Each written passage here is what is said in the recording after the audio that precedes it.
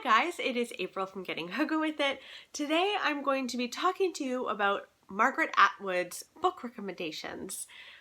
Here in Canada, Margaret Atwood is like a goddess. We all love Margaret Atwood. She's a brilliant, beautiful writer. If you don't know, she's the writer of The Handmaid's Tale, a very important piece of feminist literature.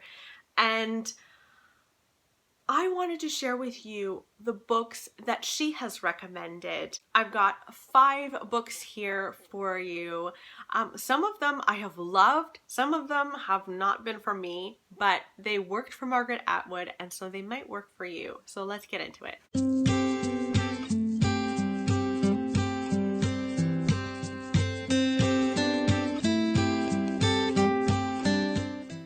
The first book that Margaret Atwood recommends is 1984 by George Orwell. I read this year. I couldn't believe that wasn't assigned to me in high school. Most people read this in high school.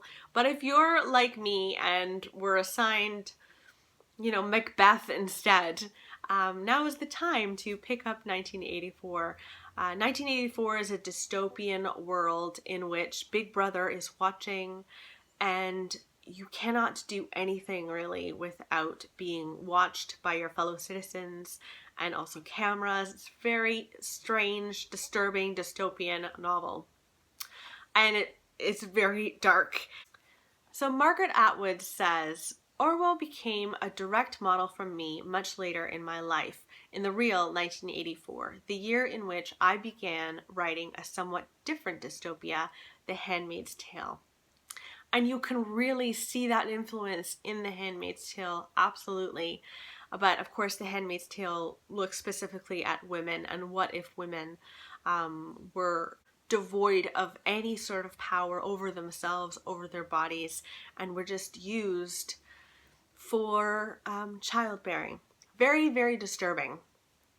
The next book that Margaret Atwood wants to suggest to you is Pride and Prejudice. Now, this was a surprise for me because I didn't really peg Margaret Atwood as a Pride and Prejudice fan or even a Jane Austen fan, but apparently she really is. And she said that Pride and Prejudice taught her what to look for in men and what not to look for in men. She says, not every man who is rude to you has a secret heart of gold, and not every boy who acts like a biker ought to be your true love. And I think that's really good advice. And you can get a lot out of Pride and Prejudice for sure. Next is another dystopian fiction book for you. It's The Parable of the Sower by Octavia Butler. So Margaret Atwood spoke about how this book is actually a series. And how the series links the state and status of women with the environment.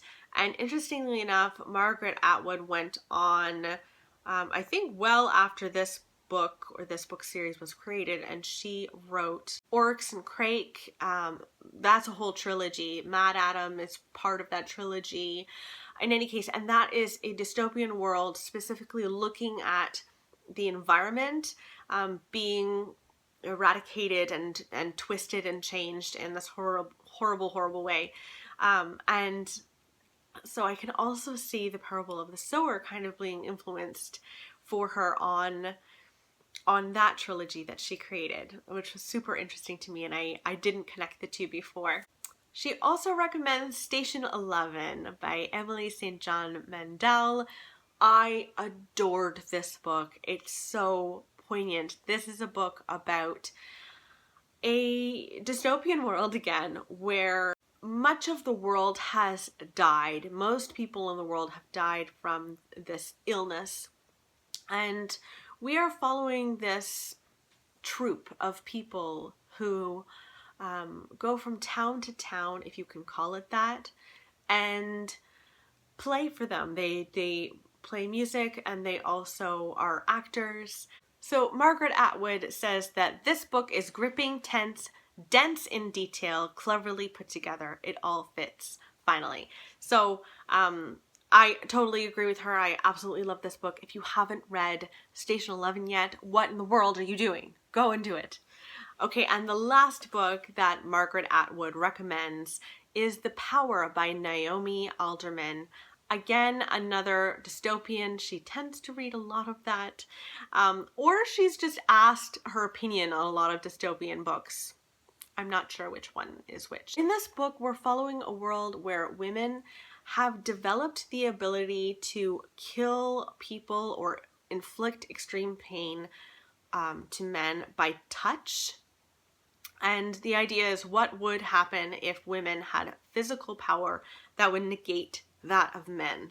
Would they be wonderful rulers? Would they be horrendous rulers? What would happen? I have not read The Power yet, but I have been on the search and on the hunt for a copy of that at like a used bookstore. I'm really, really interested in reading that. So yes, those are all of the books that Margaret Atwood would very much love for you to read. Some of them influenced her own writing, which is really interesting to me, and some of them she's just fallen in love with. So let me know in the comments below, first of all, what Margaret Atwood book is your favorite, and also if you've read any of these books, let me know in the comments below what you've thought of them. All right, I will see you later. Bye guys.